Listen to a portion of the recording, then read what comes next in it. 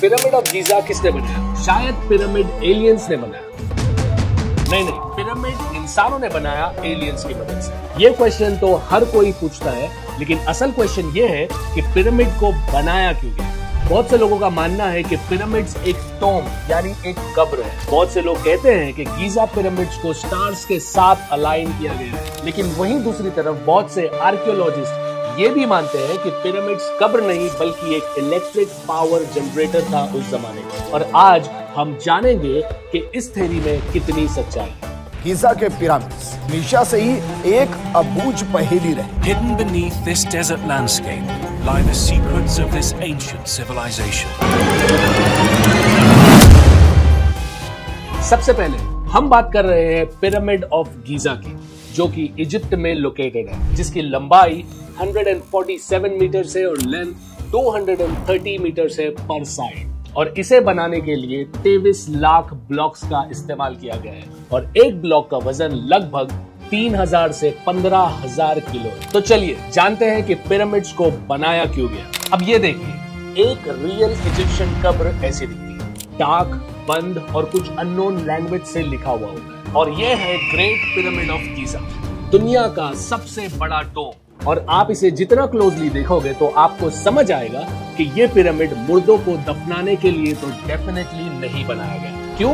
क्योंकि इस पिरामिड को बनाने के लिए जो मटेरियल यूज किया गया है, वही मटेरियल आज हम इलेक्ट्रिसिटी बनाने के लिए यूज करते हैं। चलो आज पिरामिड का पोस्टमार्टम करते हैं। गीजा पिरामिड पहले चमकीले व्हाइट केसिंग स्टोन से कवर्ड था, जो कि परफेक्टली पॉलिश किए हुए थे और एयर टाइट थे, यानी उन पत्थरों के बीच से हवा भी पास नहीं हो सकती। और ये स्पेशल लाइमस्टोन्स तुरा नाम की जगह से लाए गए, जो 800 किलोमीटर दूर थी पिरामिड की लोकेशन से। वेट, क्या उन्होंने 800 किलोमीटर दूर से ये लाइमस्टोन इसलिए लाए ताकि पिरामिड शाइनी और सुंदर दिखे? नहीं भाई, ये तुरा के स्पेशल लाइमस्टोन है जिसमें मैग्नीशियम काफी कम होता है, जो इसको इलेक्ट्रिसिटी का एक परफेक्ट इंसुलेटर बनाता है। और हाँ, ये सनलाइट को भी रिफ्लेक्ट करता है, जिससे अंदर का टेम्परेचर ठंडा रहे। Coincidence, right?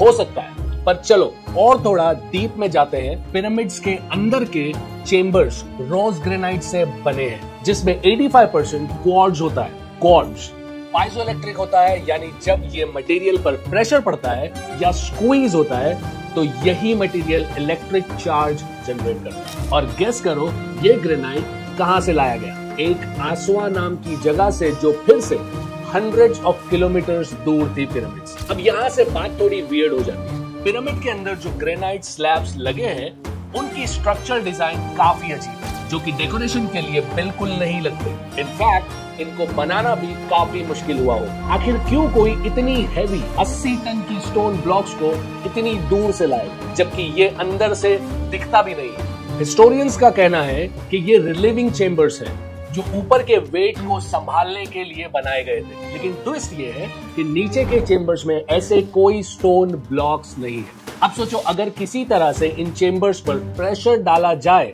तो क्वार्ट्ज के अंदर एक इलेक्ट्रिक चार्ज जनरेट होगा, और वो भी बहुत ज्यादा। लेकिन सिर्फ इलेक्ट्रिसिटी होने से कुछ नहीं होता, उनको किसी मीडियम से डायरेक्शन देना जरूरी है। और यहाँ एंट्री होती है कॉपर, जो आज के जमाने में इलेक्ट्रिसिटी कंडक्ट करने के लिए वायर्स में यूज होता है। और कुछ साल पहले एक रिमोट कैमरा को पिरामिड के बहुत छोटे शाफ्ट में भेजकर देखा गया कि 2 कॉपर हैंडल्स जो कि स्टोन में गड़े हुए। और इस डिस्कवरी के बाद गीजा पिरामिड्स में कंफर्म हुआ फर्स्ट मेटल। और हाँ, शाफ्ट के साइड पे एक वायरिंग डायग्राम जैसा पेंटिंग भी था। लेकिन मॉडर्न इजिप्टोलॉजिस्ट कहते हैं कि ये हैंडल्स रस्सी से जार्स ऊपर खींचने के लिए यूज होते थे। मतलब कुछ भी जबरदस्ती का एक्सप्लेनेशन दे दो। देखो, ये शाफ्ट का असली पर्पस अब तक किसी को नहीं मालूम, बट हाँ, कुछ लोग कहते हैं कि ये एयर वेंट्स है जिससे हवा पास होती है। लेकिन इंटरेस्टिंगली कुछ शाफ्ट्स तो बाहर तक भी नहीं जाते। 2013 में इजिप्ट के फॉर्मर एंटीक्विटीज मिनिस्टर शाही हवास पर पिरामिड से आर्टिफैक्ट चुराने का इल्जाम भी लगा। और चोरी हुई चीजों में रूमर्ड आइटम थे लंबे कॉपर वायर्स, वही चीज जो एक इलेक्ट्रिक करंट कंप्लीट करने के लिए चाहिए होती। तो क्या पिरामिड्स एक्चुअल में एक जायंट बैटरी थी? मतलब सारे पीसेस हैं, इंसुलेटर्स, कंडक्टर्स और मटेरियल्स जो इलेक्ट्रिसिटी प्रोड्यूस करते हैं। साइंस फिक्शन लग रहा होगा ना? जरूर लगेगा जब तक आप लोग 2018 की रिसर्च नहीं देख लेते, जिसमें यह प्रूव हुआ है कि पिरामिड्स इलेक्ट्रोमैग्नेटिक एनर्जी जनरेट कर सकते हैं। और मैं बता दूं कि कई आर्कियोलॉजिस्ट ने पिरामिड्स के अंदर और ऊपर इलेक्ट्रोमैग्नेटिक रीडिंग्स भी डिटेक्ट की है। सो पिरामिड का एक्सटीरियर एक इंसुलेटर है, इंटीरियर एक कंडक्टर है और अंदर ऐसे मटेरियल भी है जो इलेक्ट्रिसिटी प्रोड्यूस कर सकते हैं। क्या ये सिर्फ कोइंसिडेंस है? और अगर पिरामिड सच में इलेक्ट्रिसिटी जनरेट कर रहे थे तो ये एनर्जी डिस्ट्रीब्यूट कैसे होती थी? इन सवालों के जवाब शायद हमें फ्यूचर में मिल जाए।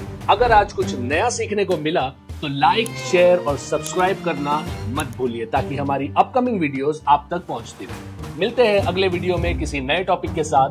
तब तक के लिए ख्याल रखिए अपना, अपने लव वंस का, एंड जय हिंद।